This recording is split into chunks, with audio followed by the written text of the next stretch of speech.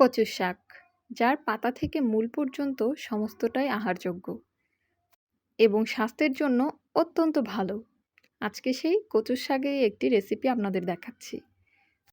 প্রথমে কচুর শাকগুলো খুব ভালো করে ধুয়ে কিছু কাঁঠালের বীজ সহ অল্প লবণ দিয়ে হালকা ভাপ দিয়ে নিতে হবে। এরপর একটি ছাঁকনিতে ঢেলে রাখতে হবে যাতে অতিরিক্ত জলটা ঝরে যায়। এরপর কড়াইতে তেল গরম করে তাতে শুকনা মরিচ, তেজপাতা আর পাঁচফোড়ন দিয়ে তাতে সিদ্ধ করে রাখা কচুর শাক আর কাঁঠালের বীজগুলো দিয়ে দিতে হবে। আপনারা ভিডিওতে ঠিক যেমনটি দেখতে পাচ্ছেন।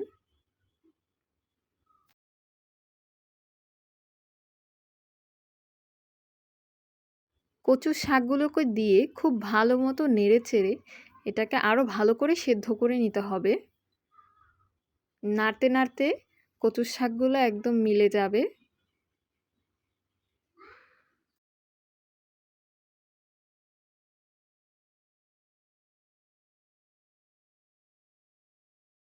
তারপর দিয়ে দিতে হবে পরিমাণ মতো হলুদ,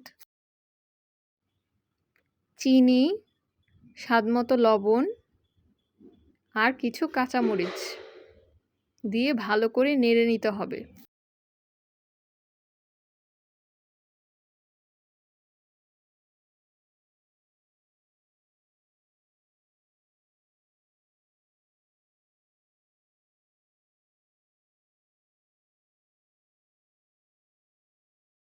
এরপর নামানোর আগে কিছুটা জিরার গুঁড়া দিয়ে ভালো করে নেড়েচেড়ে নামিয়ে নিতে হবে।